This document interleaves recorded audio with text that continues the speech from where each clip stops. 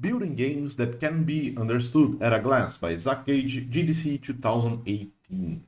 So, I've been making games on the iPhone for a long time, almost since the beginning. And one thing that struck me early on was how differently I discovered iPhone games versus games on other platforms. Mostly, how I found new games was by looking over people's shoulders, over my friends at the bar, or over strangers on the subway next to me on an airplane. That is okay. That is an interesting way to finding about new games because I don't think. I mean, almost 7 years later. Uh, I don't know. I mean, okay. I can see how this can happen. I don't know how usual that is for anybody else. Sometimes I get really into the game I was watching and start playing it in my head. Okay, privately criticizing. I will say criticizing. Privately criticizing the decisions of the player. And the thing is, whenever I found myself doing this, I'd want to download the game for myself. Sometimes the name of the game was on the screen, and other times I had to ask what the game was. Whenever I asked, people were excited to tell me about what they were playing and why it was so great, so I asked a lot. That's a kind of unique kind of experience, I feel. Interesting, but unique. The more I started paying attention to mobile games, the more of those kinds of experiences I had. So when it came to designing my own games, I wanted to make sure they could sell themselves to strangers too. That is good.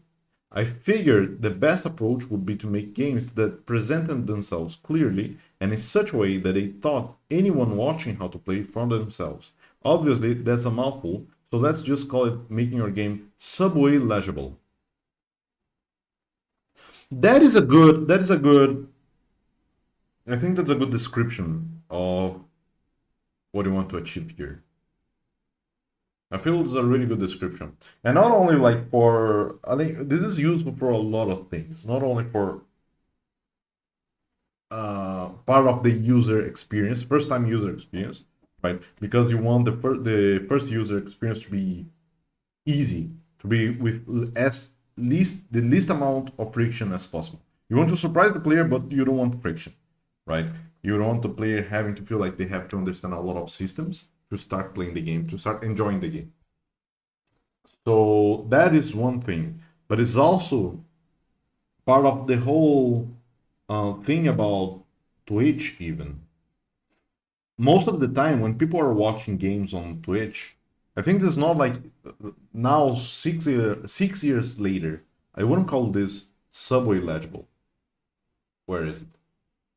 I lost what I was. Okay, I wouldn't call this subway legible. I will call this Twitch legible because I feel like it's more uh, in vogue, and I feel people can understand it more nowadays. Because when you're watching a game on Twitch, you have no idea what the game is about most of the time. Like if you're watching a streamer that you like playing a game that you don't know, and this happens a lot, you want to understand the game because you're enjoying this experience with the streamer. You're not the one playing, but you're enjoying that experience with the streamer, right? And if you don't understand the game, you can't enjoy as much because there is no empathy on the streamer actions on the game. If you don't understand the game, like any action that the streamer is doing is basically random, right? Like it doesn't matter. So making it easy to understand without the streamer, like viewers are coming and going. So the streamer can't explain this all the time. The streamer can't explain the game all the time, right? So you have to understand the game at a glance. And when you understand and when you know the game and the streamer is having fun with the game, it's very easy to just like, okay, I want to play this too, and just download the game and play it. So I think this is really in vogue right now with the whole streaming thing. Interesting. Obviously, no one piece of advice will make you successful. But I do think finding success relies upon finding the little tricks that work for you and leveraging them as effectively as you can. Designing for subway legibility has been a very powerful strategy for me. Cool. The reason why is that it ends up solving three problems at once. And as a solo developer, anytime I can do two things at once, that's a big win. So 3 is fantastic. Nice. Subway legibility. Easier tutorialization. Perfect. This is the first time user experience. Improves organic discovery, also in the Twitch case. Easier marketing. That is also really good. It's easier to create market assets if you can just like put a screenshot and people understand your game. That is true. That is indeed true. Wholeheartedly convinced, and I agree with this. So what are those 3 things? It makes implementing your tutorials less work. Your game will be easier to comprehend because it's presenting its information and state in a way that is designed to be naturally accessible. This means that when you sit down to make a tutorial, which, wow, what a nightmare those are. Yes, tutorials are a pain in the ass. Half the work has already been done for you. And a better tutorial means more people who get into your game across all skill levels.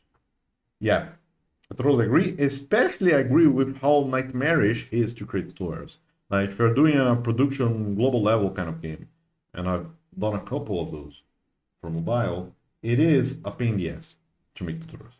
In the engineering side, in the UX side, you have to create a lot of information that I have to bring to the player in a way that is easy, that is fast, and the player can start playing the game and having fun as early as possible, right? So making a game that is easy to understand at a glance helps a lot.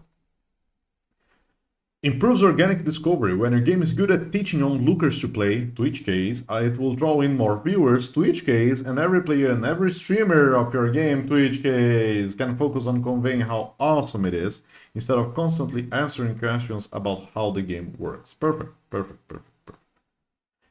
Easier marketing. Your screenshots and GIFs will need little to no context, which makes pitching for coverage or going viral on Twitter a lot easier. Twitter. People say a picture is worth 1,000 words, but that's only true if the picture makes sense. That is right. Cool. I'm very convinced by those arguments. Okay, I get it. You're probably thinking, oh, Zach, it's really easy to make games that are Subway legible when you're making tiny little indie games. What about me with my big fancy PC console game? Oh, Zach. Typical Zach. Well, it can be done. Okay. Is this an argument that... Okay, is this a good argument or bad argument? Because I can't understand shit. What is going on the screenshot here? What even is this game? Like, is this... I don't know. It's not Persona. It's an RPG with... it has HP level. Something here. What the hell is going on with this picture? Jesus. It has like 4 abilities here, but like characters here. Is it like Xenoblade something? Xeno something? Feels like so. I have no idea what the game it is. But this is one of my favorite games ever. This is masterpiece. Holy shit. How I love Into the Breach. How I love this game. And how I love Ben, the music designer of both this game and FTO. Amazing. Amazing 2 games. It's a shame they just like not creating more games. Because I don't know like when they're going to launch their 3rd game. But it's a must buy for me every time.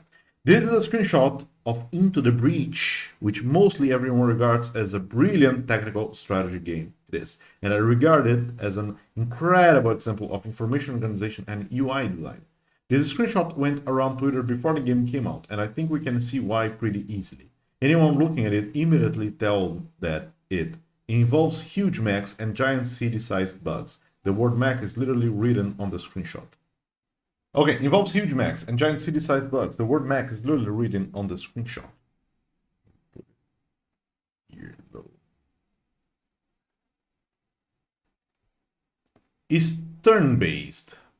I mean, is it obvious that it's turn-based? I mean, it is obvious that it's turn-based, right? But I feel like it is obvious because we have previous information, right? We have previous experience with those kind of games. So that is Something to consider. Those bugs are doing something bad to the cities and tanks. Okay, yeah, that is obvious. Things are exciting and literally on fire. Yeah. I think I don't find it like an easy to understand kind of. The problem is that I have a bias because I already played the game, so it's difficult for me to try to see this image as someone that never saw the game before. But if that was the case, and I'm trying my best here to imagine that, I feel like this is easy to understand, right? You do have cities and Mecca. It's easy to understand I think the size of the cities here because of the mountains. It's not about the city because the city itself, like it's a block or something. This could be a battery. I don't know. But mountains and the forest styles, they help to understand the scale thing. So then I can understand that bugs are giant, mechs are giant. I feel that is easy. That is hard to understand. Like, what is this? This looks like I know what this is because I played this game. I know this is a escape pod, but every time that I saw this, it didn't look like it was a escape pod that fell from space, and this is like kind of like a crater kind of thing. It always looked like for me this is like a piece of cloth or something. So this is like what is this? This is hard to understand. But overall, like power grid is hard to understand. Like I would think that this is like a power up kind of thing. In the case of the Into the Breach, it's your HP. If this goes to 0, it's game over. I feel like if I would see this image for the first time, I will think this is kind of like a mana, kind of like an energy kind of thing, because usually energy means action points, right? Kind of like things that you can do. But I think that's fine. This makes it very easy to understand, having the objective here, because bonus objectives: kill all enemies before they are routed, protect the emergency batteries, protect the time pod. I feel that's make it easy to understand like what the whole context is about here. But like knowing Advance Wars, knowing Final Fantasy Tactics, knowing those kind of games, like I can feel the experience that I'm gonna have with this game quite easy. The kind of tile you're standing on has a tactical effect, Advance Wars style. Yeah, oh mate, okay, you can see this by this small icon here. It's not that easy to understand though. But yeah, okay, I can see where this is going. It's science fiction and involves time pods, also literally written on screen. Those guys are geniuses. Yeah, that is true. Dang, that sounds exciting. I can already imagine what this game is like. But how? So how did they make that also clear? Okay, some of the things I cover in this talk may seem incredibly obvious, but I find the best design rules are always simple and obvious. This is because they need to be simple enough for you to break them sometimes, and they need to be obvious enough that you'll remember to do them. Back when I was in college studying design, I was introduced to the principle of the 3 reads. At least that's what my brilliant design teacher Deb Hall called it. So that's what I'll call it when explaining to you now. Deb Hall, Associated Professor and the Robert Davidson Chair in Art. Nice. It's the key to this whole thing, and if you come away from this talk with just this one piece of information, make it understanding this. The 3 reads. The easy way to understand the 3 reads is by thinking about a concert poster. Say you're making a poster for an event, black and white. Let's think about how posters are experienced. Generally, we see them on the street, which means a poster audience is primarily limited by how far away it can be read. If you can only read it from 10 feet, I think this is 10 feet, right? 10 feet away, it's reaching a lot less people than if you can read it from 20 or 30 feet away. That means that we want to have our text be big, but we don't want all of the text to be big. That will be confusing and will be seriously limit the amount of stuff we can put on the poster. So what should be big? Probably the things that will convince people to walk closer. Essentially, we are designing our poster to pitch itself. Okay, first things first. Who's performing? First read, David Bowie. Oh my god, David Bowie. So first red, okay, huge Bowie in huge letters, the Bowie signature red ray here. So okay, David Bowie, rest in peace. Yeah, big F for him. There is our target market. If you like David Bowie, you're probably going to approach this poster. If you don't like David Bowie, I don't care about you anyway. That is okay. Fair point. So that is the first red. The first thing people see when they see the poster, and it's meant to draw people in. The second red is for people who have approached and are now looking for more information. Now we don't have to worry so much about how far away they are. So we can make the text smaller. Here's what would go in the second red. Second red, David Bowie, Ziggy Stardust, Hammersmith, Odeon. Okay, I don't know the other guys. Ziggy Stardust, I know. Hammersmith, Odeon, I have no idea. Where is this happening? When it is happening? Will it be Ziggy? Hopefully now the viewer is interested, they like the venue, and they are free on Tuesday. And now we are finally on the third red. May Association with Melbush presents blah blah performing as Ziggy Stardust. Hammersmith Odeon, Tuesday, 1973. Okay. Okay. Wait, Ziggy Stardust is maybe I don't know David Bowie now. I remember Ziggy Stardust. I remember the name Ziggy Stardust. Is it like a persona of David Bowie? I don't know music enough, maybe.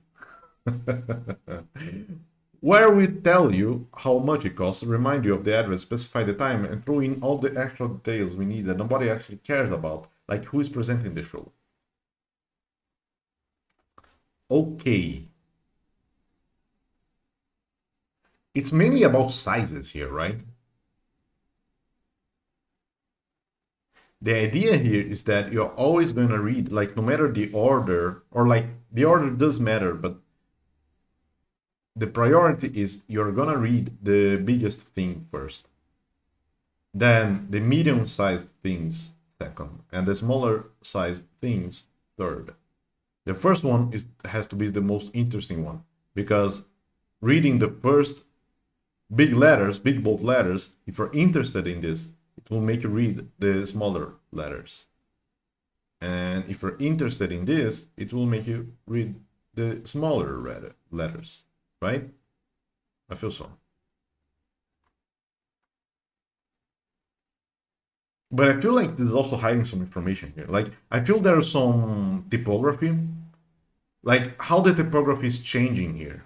You're changing the fonts, and this also helps legibility. So like there's a couple, like there's a whole aesthetic choices here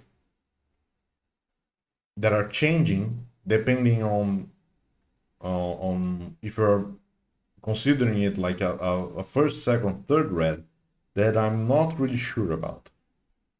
I'm not sure like what is the best approach on font choosing and letter choosing and like lettering, right? Spacement and this kind of stuff. Like David Bowie is here. Like, would you throw it? What if you change the order? Like, just throw it down here, and everything else is on top of David Bowie. Like, would it? I feel like it would make the first, second, third red a little less, little more exclusive, right? Like a little weird to understand what is the most important thing on the page. So I feel like this is more like an intuitive description of what is going on here. So there we go. That's the whole thing. It seems so simple, right? No, I don't think it's simple, but okay. This kind of design structure works not just for rock posters, but also for video games. Let's go back to the Into the Breach screenshot. What drew our eye first? Here. The big board. Perfect. First red. Okay. The giant grid. That feels a bit like Advance Wars. It has what it clearly a player control unit, something is on fire, and there are a bunch of bugs. What do we see next? The UI around it. Okay. Those UIs here. The giant grid that feels a bit like... Okay. Whoa, look at those things to think about. It's turn-based. I have 3 people. My health seems to be the power grid. how does he, like, what is the thing that makes him consider this? Like, is there any information here that makes you believe that this is your health? I feel this is a stretch here because health is indicated by individual units. So I would think first, if you're thinking about Final Fantasy Tactics, if you're thinking about Advanced Wars, you would think that your health is the unit's health, not your total health. I feel like this is a stretch. I don't see anything here that makes this uh, makes someone that doesn't know the game believe that this is their player health. I only know this because I played it, so I'm not sure here.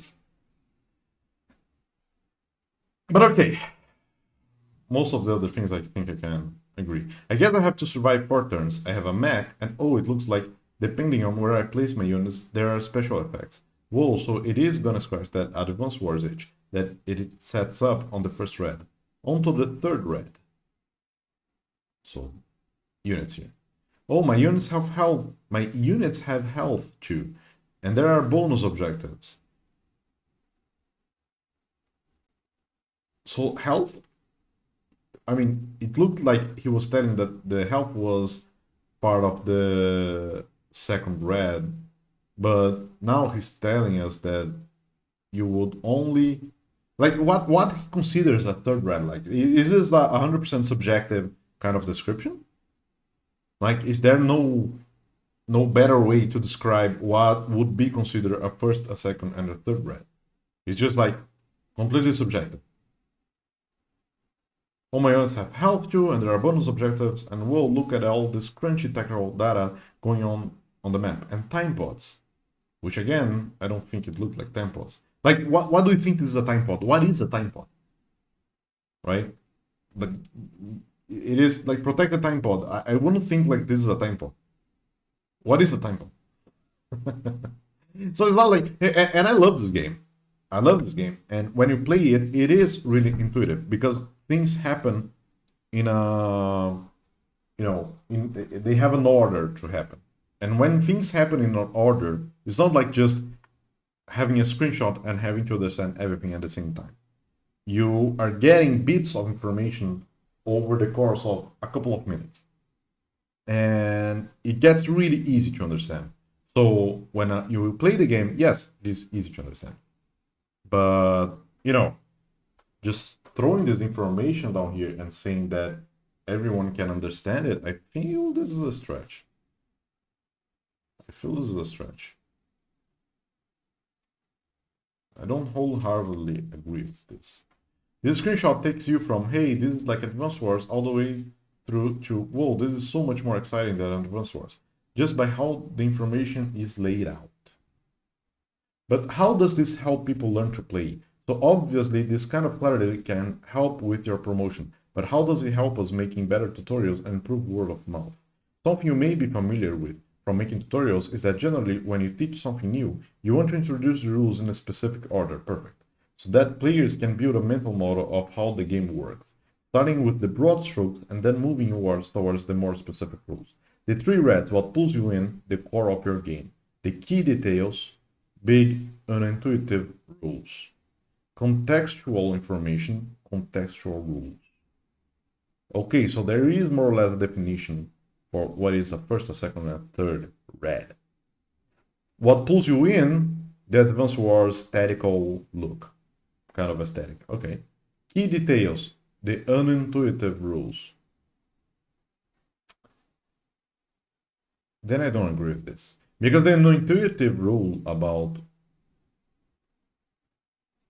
this game here is the fact that units, you're predicting enemy movement. That's the big unintuitive rule, which is the great part of this game. It is unintuitive because there is nothing on the player experience that is similar to that. So when you play Into the Breach, it's the first time that you see the rule most of the time. Like when you play this kind of tactical game in which you know what are the units are going to do, the enemy units. What are they going to do? And you plan your turn accordingly. You're basically trying to manipulate the units, the enemy units, to do different things, like to turn to the other side and hit each self, like they can hit each other, right? And you can push enemy units. So that's what this game is about. That's the I feel like this big unintuitive rule. So this will be the second red, which would make sense in this case. It's just like he's not describing this, but when you look at this screen, when you look at the screenshot for the first time, and you see the whole Advance Wars like kind of word, I feel like you would see those red areas here, and you will think, what is this about? Because I feel like this is the different thing about this game, right? Like, why can I see, like, is the enemy unit already hitting? It is my turn. It looks like it is my turn because it's end turn here. So I'm ending my turn, but I can see what is going on. Like, what are the enemy units doing or are going to do, right? Because these look all like indication. This is like danger zones. So I shouldn't be here on my turn. So you can more or less see that, okay, I can see where this is going, right? If I take a closer look. But okay, this makes it a little bit more easy to understand. That actually sounds a lot like how the three reds work. The first red pulls you in, and that's the core of your game. The second red fills in key details or big unintuitive rules. And the third red gives you the contextually important information, like the time of the bow show only matters if I can attend on that date. Okay, true. Or gives the contextually important rules, like the what tile exactly a giant bug is targeting into the breach only matters if I'm considering how to handle that bug. Wait, what? Contextually important rules, like the what tile exactly a giant bug is targeting into the breach only matters if I'm considering how to handle that bug. I don't agree with this. I don't agree with this. Because that's not like, this not only matters if I'm considering how to handle that bug. This matters because that's the main mechanic of the game. It's like predicting what a bug is going to do. It almost plays like a puzzle every turn. So I don't think I agree with this. I think he's misreading a little bit into the breach. Or like misinterpreting, maybe. But again, like this is subjective, right? This at the end of the day, this is a lot of subjective information. Subjective, like how he personally read that screenshot. So I think it's fair. I think he's right. I don't think it's the general read. It's like the general way of people reading that screenshot. But okay. A good tutorial teaches you things in the right order, and good design shows you things in the right order. Let's look at my game Spell Tower as an example. I never played Spell Tower, but yeah, let's see.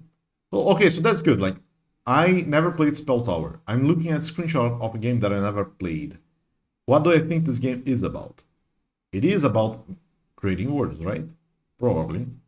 Looks like so. Arc, I can see a word here. Pot. So I would think that you would create words here, and then more letters would fall.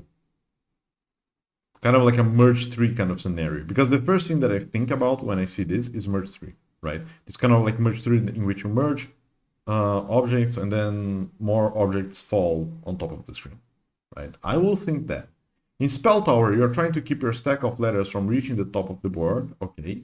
And you do this by spelling words to remove blocks. Perfect, that's what I imagine. Let's see what the three reds look like here. First red, I saw a bunch of letters. Perfect. First thing players need to see and think about are the letters. What words are there that I can spell? Perfect. Second red, you see selected letters. Once you're comfortable finding words, you need to think about which columns are getting close to the top, and which letters are special and extra helpful for reducing the height of your stacks. The blue letters, for example, will clear out an entire row if they're used. Okay, honestly, I didn't thought about the blue words, the blue letters here. Maybe I'm just like very unattentive, but I just like pestered them. It didn't seem like it. Honestly, it seemed to me like the player was selecting those letters, but I couldn't understand why he was selecting those letters. It didn't look to me like bonus kind of letters, but okay.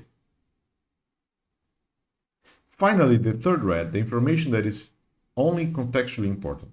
Things like what your high score is, or which tiles can be used in 4 letters or longer words. Okay, there's a high score here. And add row, that's something else that I didn't notice. Okay.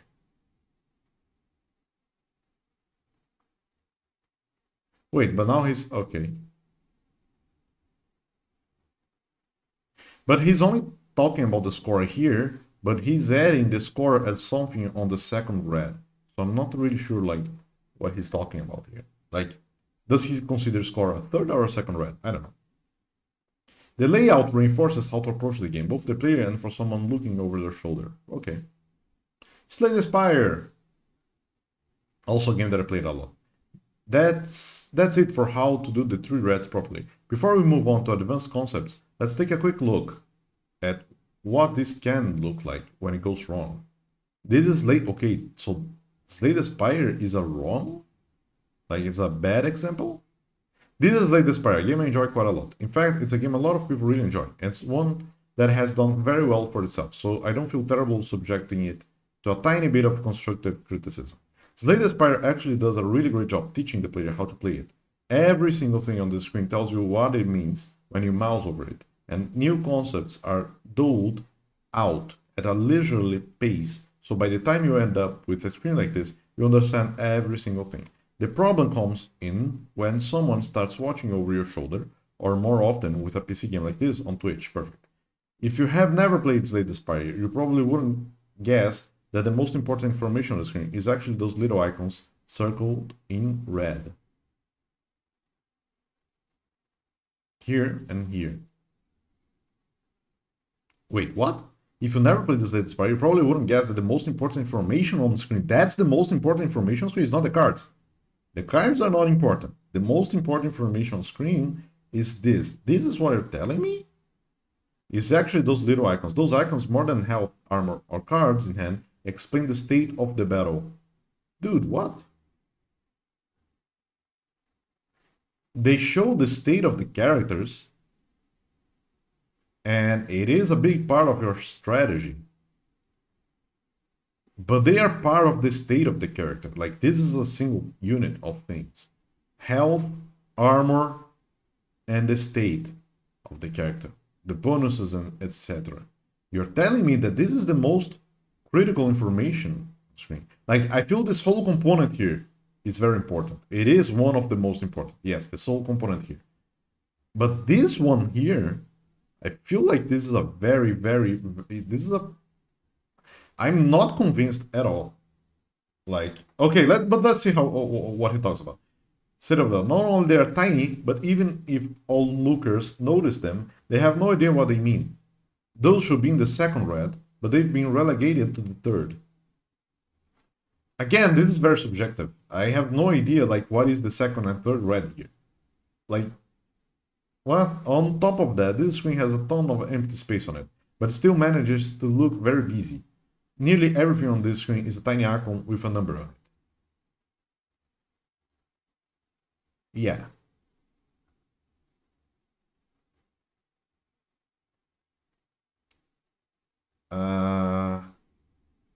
I mean, again, I played Slay the Spire a lot, so maybe I'm very biased. But so it is hard to understand. If you've never played a Slay the Spire like, which now we have a lot. Because Slay the Spire, I mean, Slay the Spire was the first Slay the Spire, right? So I feel like it is hard to judge the game now, 6-7 years later, but I'm not sure. Like cards, I mean,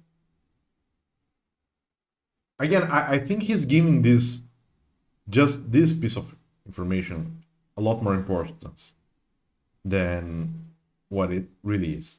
At the end of the day, what is the Spire? You control a character. There is an enemy character. You are playing cards, and you have to defeat him. That's it, right? Everything else are states, power-ups, and etc. I don't think you could do. I mean, maybe he shows a screenshot. He's showing a screenshot of a second boss of the game. a boss in which you already have a lot of relics, a boss in which you are probably adding a lot of state. He's playing with a character here that has a lot of state management, so like resource management, so you have to poison the enemy, you have to get stronger, so he plays a lot of this kind of mechanics to buff yourself and to debuff the enemy character. So maybe you're just like getting a wrong screenshot to show a beginner player. This here, first, like his game is a casual game for mobile, so it's much easier. But the Into the Breach screenshot that he showed here is from the first island of the game. It's literally the first island. It's the kind of like, I want to say tutorial island, because the game already goes like, the game is, it already goes full throttle from the beginning, but it is the first island of the game which has the least amount of mechanics and the least amount of weird bugs. On the third, fourth island, there are, for example, a frozen cities. What the hell is that? Why the city it's inside a block of ice? Like if you never saw the game before and you showed that late game image first, sure, you're gonna get confused, right? So I think he's comparing bananas to apples here. I don't know. Maybe again, this is all really subjective, so it's getting hard to criticize this. What are all those things yellow, and how can you have something but have zero of it white? What is my health in two places and two colors? So you have health here, and you have health here. Fair point. Fair point. And I'm not sure like if those are the same health, right? Which they are, but anyway, it is not that easy to understand. And what are those decks? Why? Do they really need numbers? Decks? Oh, here? I don't know. Could a number of cards be shown by size? And you wouldn't know this from the presentation, but they are actually the same deck. The right side is the this card. Shouldn't those cards be face up? The problem isn't that all those icons are all displayed. It's that they are displayed relatively the same scale, and that scale is larger than the things that actually matter in that moment, namely the tiny icons I outlined in red.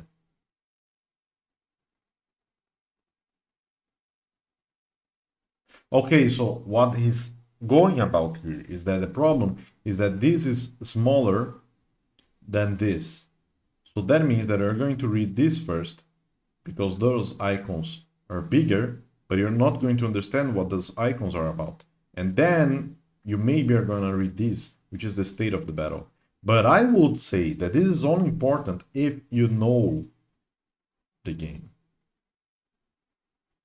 If you know what the game is about. Which could be okay, right? Yeah, I feel this.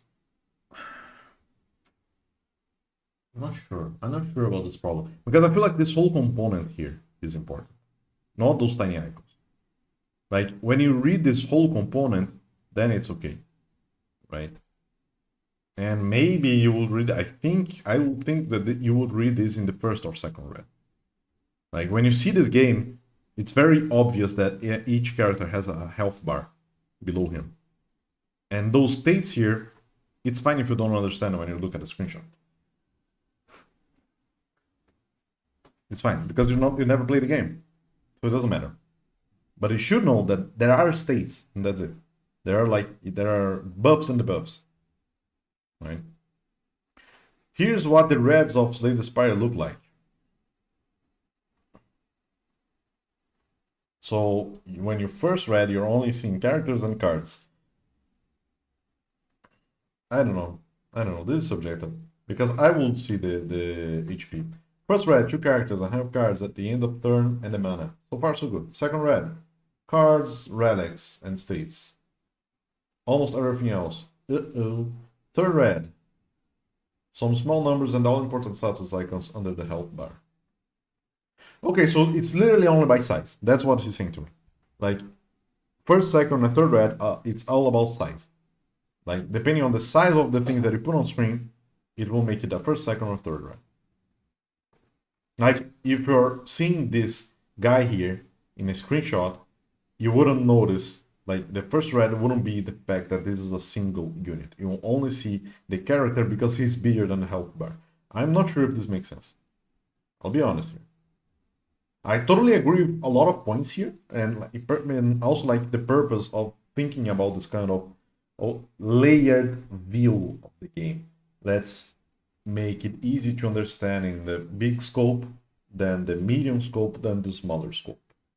I can see how this works, but I feel that he's throwing very subjective arguments here that I can't really agree, especially like some opinions here on specific games. Okay, see how you can barely even tell the difference between the second and the third reds. Also, like again, this is a screenshot of the mid portion of the game, when supposedly, like the first time you play Slay the Spire, you will lose at the first boss, and that is fine because the game is about playing it again, figuring out which deck you play better, figuring out how to play better with each deck, and then hitting the bosses and winning the game, right? And on the first boss, playing with the first character is literally just like damage. It's damage and armor. It's really easy to understand. So again, this is a screenshot of a later part of the game. Like if you're seeing any kind of game, a late game that builds its experience with complexity, if you're seeing a screenshot of the late game, if you're seeing like Risk of Rain 2, if you're seeing a early game screenshot and a late game screenshot, you're not going to, you're gonna think it's a different game. So I'm not sure. See how can you barely even tell the difference between the second and third reds? That is a pretty big sign that the second red is really overloaded. I just want to remind you, I do love this game, okay? If you worked on this and you are in the audience, thank you for making such a great game. And I should say, Slay the Spire does actually mitigate a lot of this with really solid animations. That doesn't forgive the issue, but it helps a lot. That doesn't forgive the issue, but it helps a lot. Speaking of animation, okay, again, I don't think I can agree with him, but advanced concept. Okay, hopefully you have a sense of what the first, second, and third red should look like. Sizes. Now I'm going to cover some advanced stuff that posters can't do. Unlike traditional print design, video games obviously are interactive and can move, and that provides you with a few additional options as a designer. Using animation to swap reads. One of those options is using movement animation to temporarily raise or lower the read of a game component.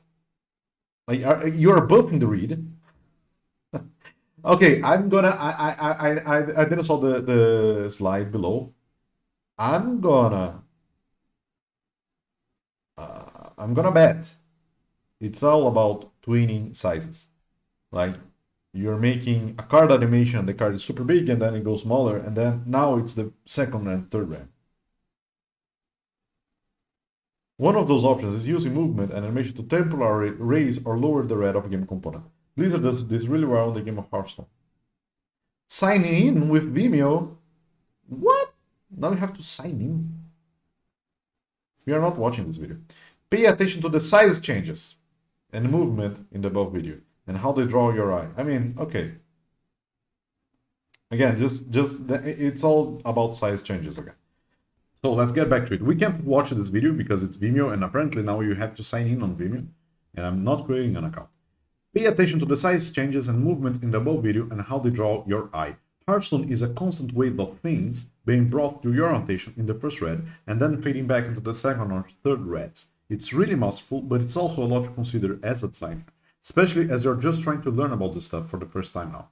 There's literally so much information being conveyed in this little video that if I try to deconstruct it, it will take most of this talk. So let's take a look at a much smaller example in how I'm trying to solve a rule comprehension problem in my game type shift.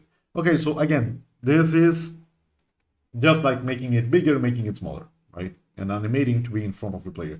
So I feel like this is still like very subjective. I don't feel this first, second, and third rules are.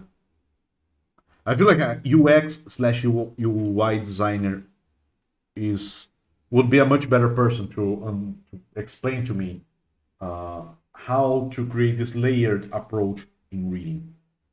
You know, I can understand intuitively, but I don't think it's that just like, okay, make it bigger, and then like it's the first read now. Kind of weird approach here. Okay, what is this game here? TypeShift. Again, this is a game that I never saw before, so let's try to use his first, second, third read approach. So the first read for me is obviously letters. I believe that I have to change letters here to create words.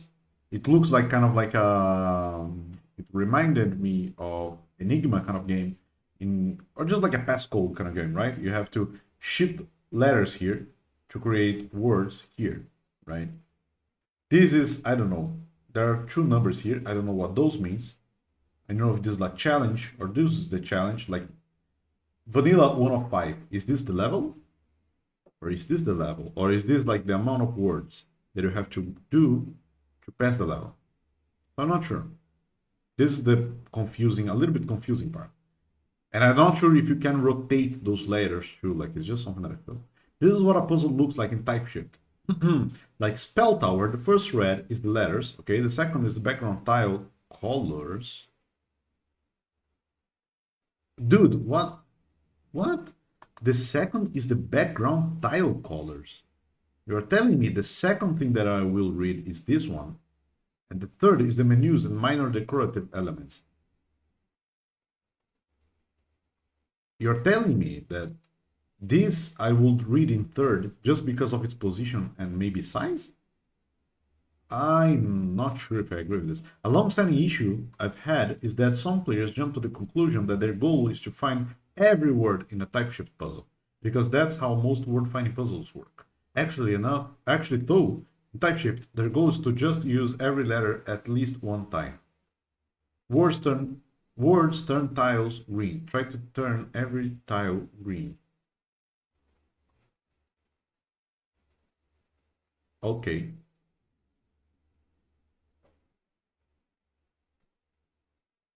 Okay, so this only have 3 letters. This has only 2 letters. So you have to shift here. Wire. Okay, burden wire. Okay. Yeah. In TypeScript, the goal is to use every letter at least one time. Okay. But I can't understand this screenshot now. This screenshot I couldn't understand. But this is easier. Also because they have like big letter instructions here, right?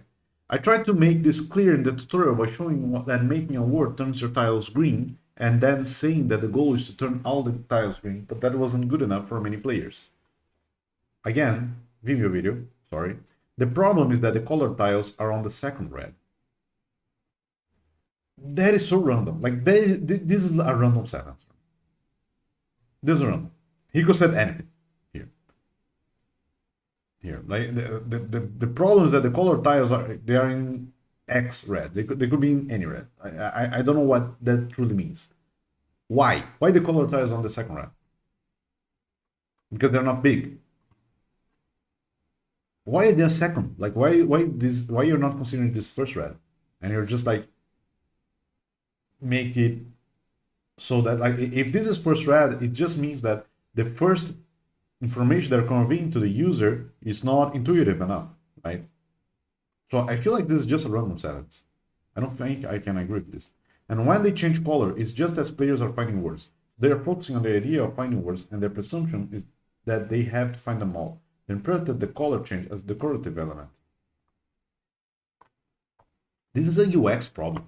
This is a UI UX problem, but it is like yeah, I will have to watch the video though. I feel like now I can't criticize much if I don't watch the video. Click the video above to see what it looks like. I click, but I can't sign in because I don't want to. I'm about to launch an unattempted fix that uses animation to bring the backdrops temporarily into the first red, and I'm doing that animation just after they found a word, a time when players aren't yet focusing on finding something new. So that looks like this video above. It's a small adjustment. Wait, I can watch this? Why I can't watch the others? What the hell, Vimeo?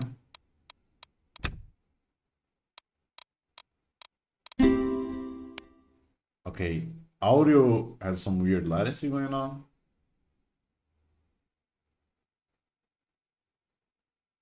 Okay. Easy enough. To bring tile backdrops temporarily into first red, and I'm doing that animation just after the final word. So that looks like this, the video above. It's a small adjustment, animating the color changes across the letters instead of having it pop in. But it reinforces the importance of the colors as more than decoration. Because things in the first red are never purely decorative. I never would have come to this change if I hadn't been considering the problem within a context of 3 reds. We'll see how it works out. I feel, again, this is a stretch of the concept. Like, this is a UI UX problem. And it's a very normal one at that. I don't feel like you can... I mean, you should think, obviously, at things that are being displayed in front of the player. I feel like, okay, I feel like this is not insightful. This here is not insightful. Because any UI UX problem is gonna be about what you're prioritizing as information to the player, right? Like most problems in UI UX space, in the user experience space, is how you can convey the information that you want in the best way possible. And to convey to convey the information, you want to bring attention to the important stuff, and the decoration stuff gets smaller in the background. I don't feel this is insightful. The 3 reds here are not really helping me out, this 3 reds definition, because at the end of the day, like, at least, like, first, the things that he pointed out to me, I still feel like it's very subjective.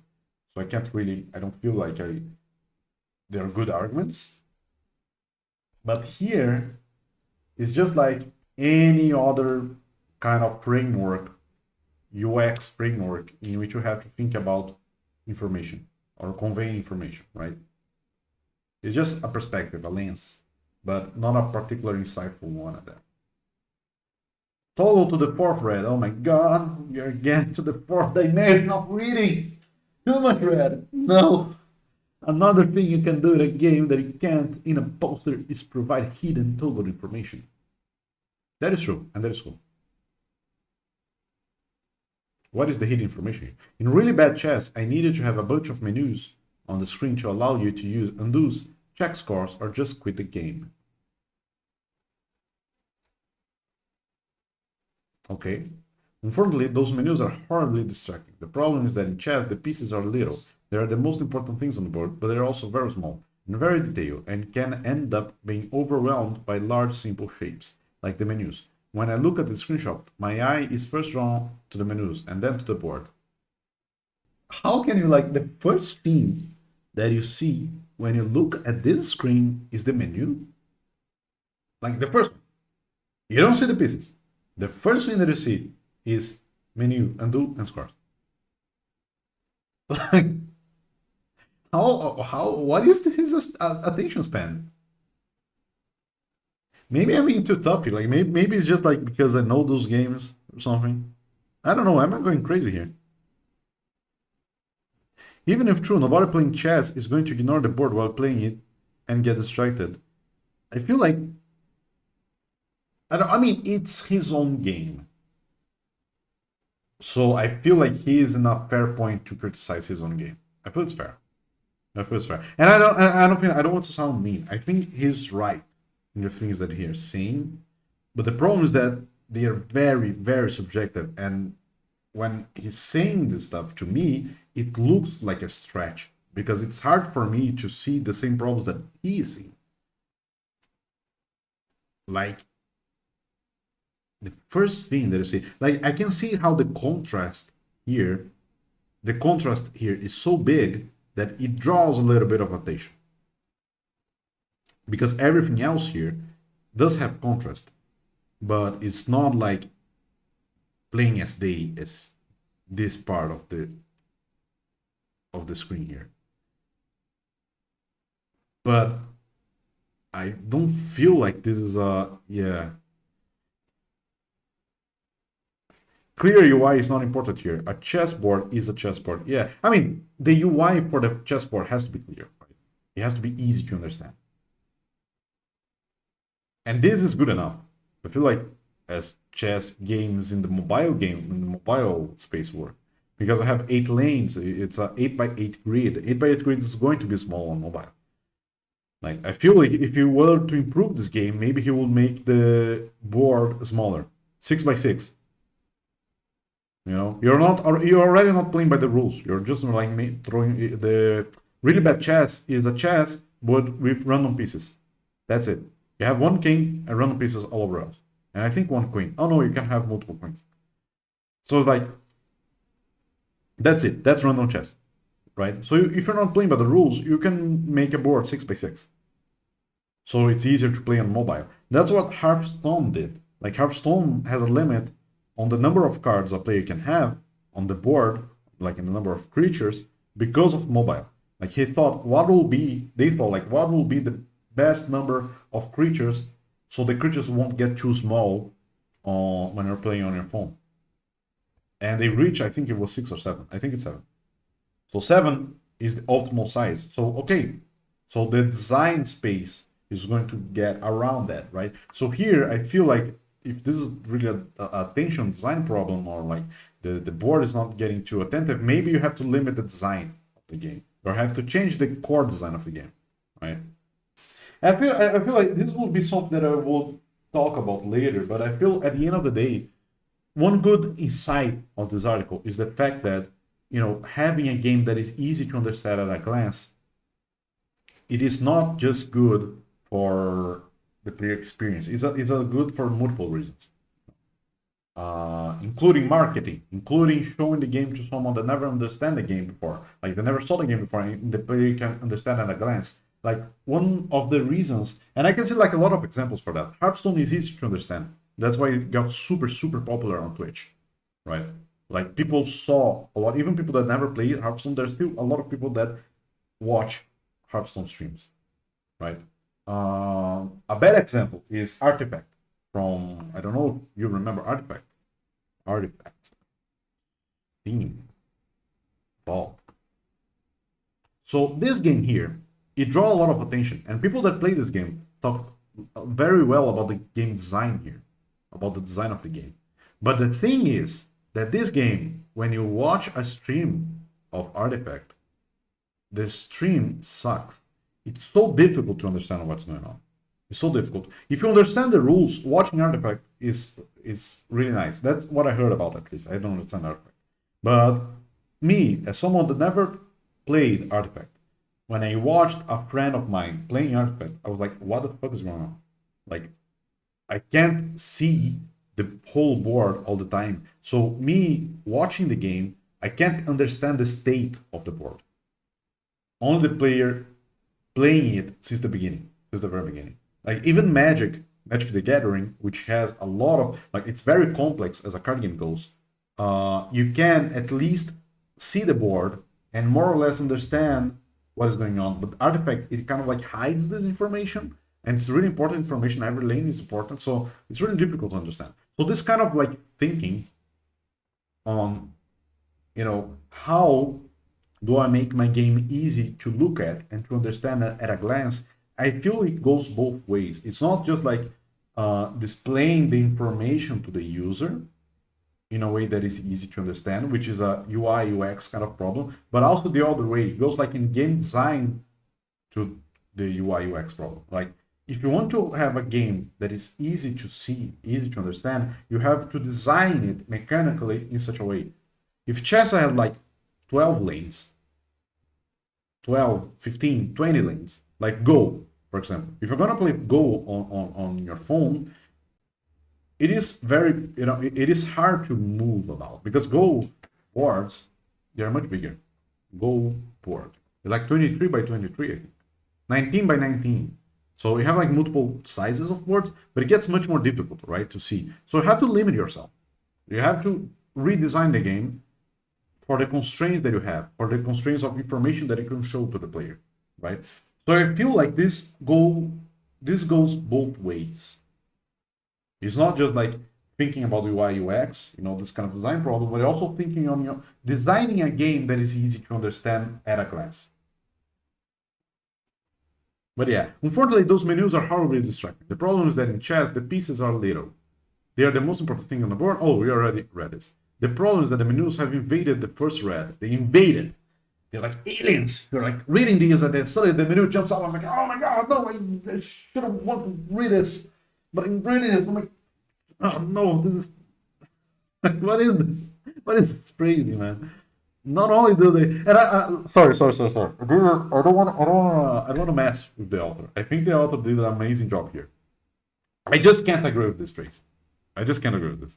Not only do they pull your eye away from the board, but they also silently telling the player those menus are the most important thing, and they aren't. Okay, I'll just accept it. I mean, that's the thing. Like, it's designing a chess for mobile. The problem is not chess. The problem is mobile. Right? That's it. If you're adapting the game to mobile, you have to adapt it somehow. But I feel like this is a stretch here. This is also like a very big stretch. So to solve this, I made it so whenever you tap away from the menus, they slide out of the first red and into the fourth. The magical hidden red. Oh my god, which is what I call the red for any hidden toggle information. I feel this is worse. Because if I want to press menu, now I have to know which one of those is menu. If this was a single menu, okay. But like 3 hidden buttons, and I have no idea which one is this. Like, and when I see this screenshot, this looks ugly. This looks like, what is this? I don't know what this bit of the screenshot is. It looks like a bad detail, right? It looks like I don't know, bite marks here. I don't think it was a good solution. Thought process here will be like, he looked at the buttons here, and the contrast here is really big.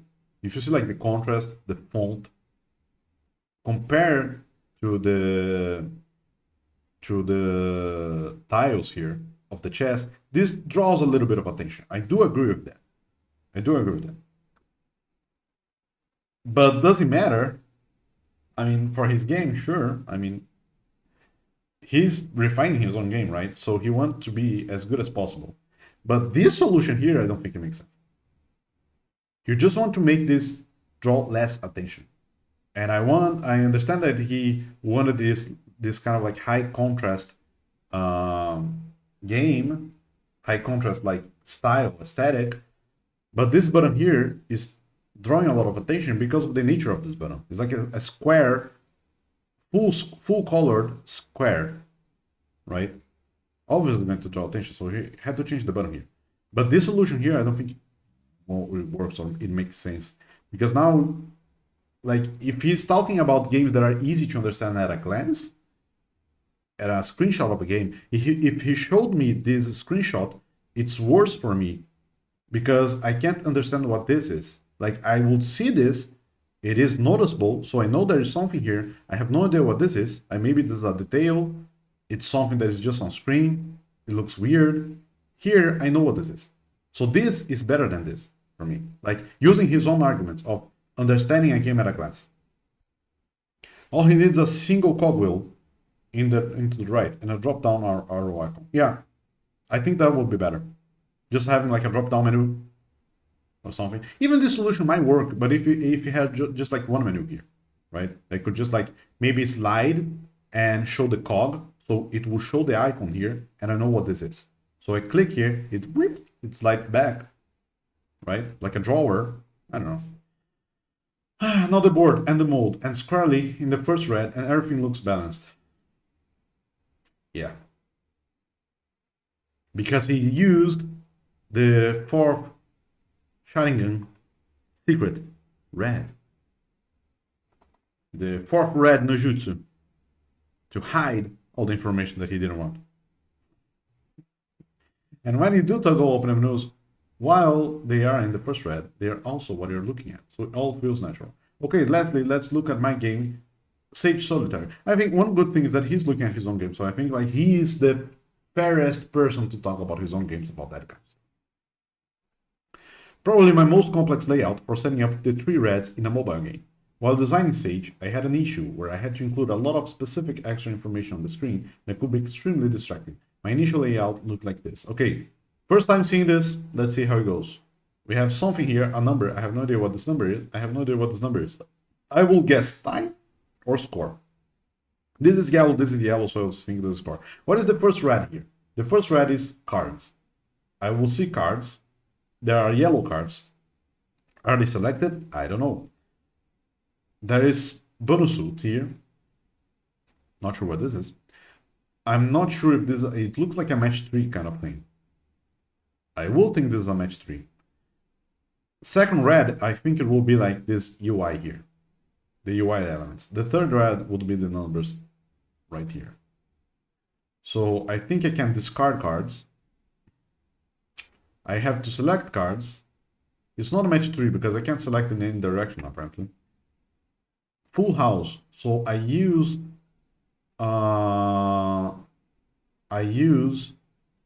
poker rules to score.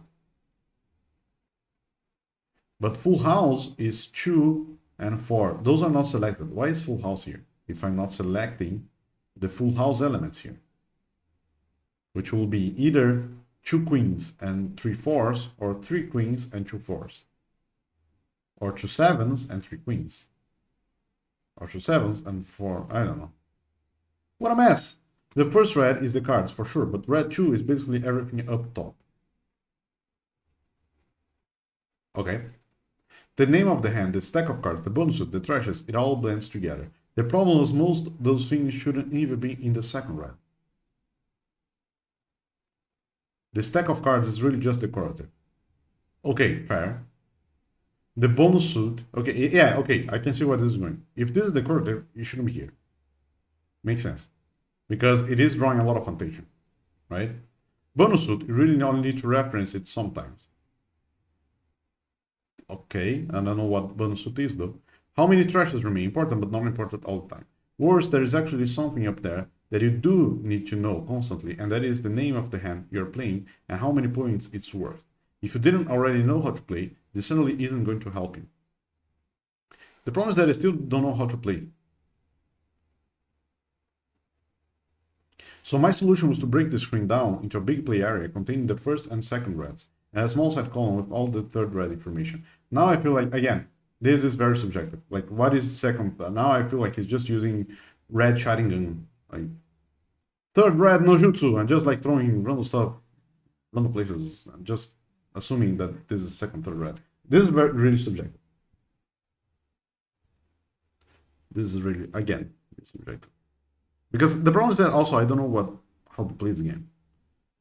Full house, you're playing for this kind of score? I don't know. Let's break it down. First red, the first thing you see is the cards. Second red, second is the hand and the cash in button. Okay, never mind. Third red, last you see the trash or use card box. Okay. Let's just accept this. There's also a bit of trick in this layout. Normally it would be an issue to have components that aren't always visible, occupying the entirety of red 2. Wait, what? The entirety of red 2. Sage would look really weird if both of those bars were gone when you didn't have a hand highlighted.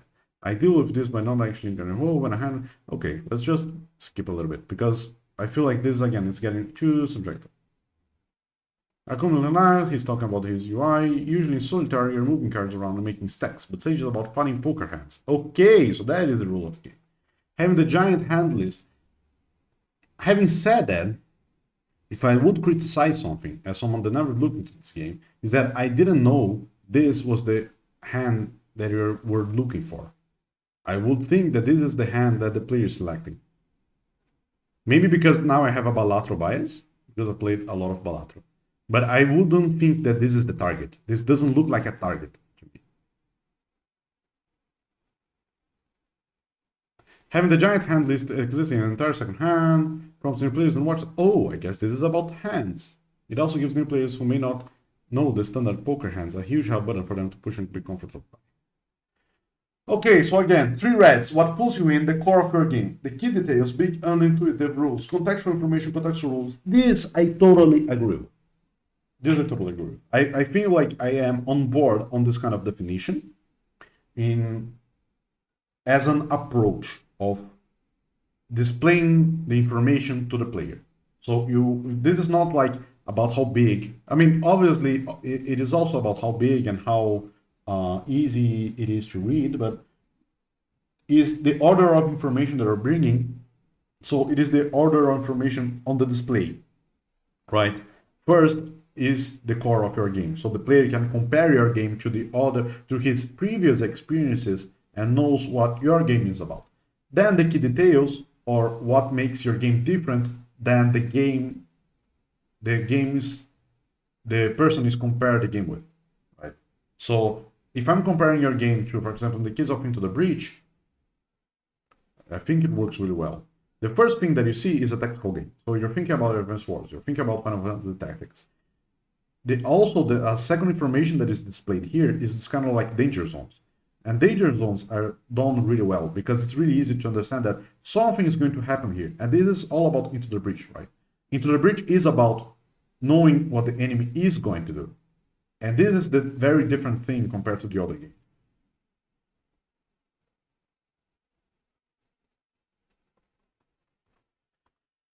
And then the contextual information, which are contextual rules. Okay, there you go. Not bad, right? Let's recap. We have 3 standard rules. The first read, second read, third read. Okay. Toggle fourth red, which is the fourth secret red. Movement animation between reds. Okay. The ability to move things up and down. Subway legibility, which also I could call it Twitch legibility. Easier tutorialization improves organic discovery, easier magnet. I think like this slide here is really good. Besides fourth red and movement animation, this is like, I could ignore this. But this slide here is good. Like it is a good summary of this article, and I agree with this. I don't think I agree with his approach of over-defining. I feel like he over-defined everything on this kind of like first, second, and third red, and he tried to make an argument of that based on very subjective feelings that they are correct. I feel like every feeling that he has on his own games, they're perfectly fine. They're perfectly fine because they are his own games and it is his subjective feeling. So he's designing his game based on what he's feeling and like what he's giving more importance to when like on the UI of the game, right? UI and UX, user experience of the game. But overall, I feel his arguments kind of like fell a bit apart because of how subjective they feel. And one thing that I would comment out is that it feels like this text here. Okay, yeah, this is very decorative. No, okay. I thought he changed the rules of the game a little bit. And I feel like this is also an important takeaway of this. I don't feel like it goes, I feel like it goes both ways. When you're designing a game, you're not designing just, making the UI of the game easy to understand. You're also designing the game that is easy to understand at a glance. You have to design your game mechanically so that when a player looks at it, it gets easy to understand. Artifact had this problem. Artifacts of all. It had this problem of like the game design.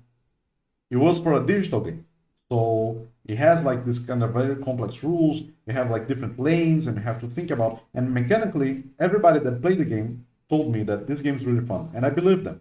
The problem is that showing this game to others, it didn't look fun. It didn't look like I could understand the rules well if I didn't understand the rules previously. So this is like kind of like a design experience that you have on the game. You have to think about a game that when you look at it, it is also easy to understand. I feel this is an important takeaway. But this is like very underestimated also for most game designs. I hope that was helpful. It was helpful. It was a good article, but there were some, arguments there that I didn't agree. But overall, it was a good article.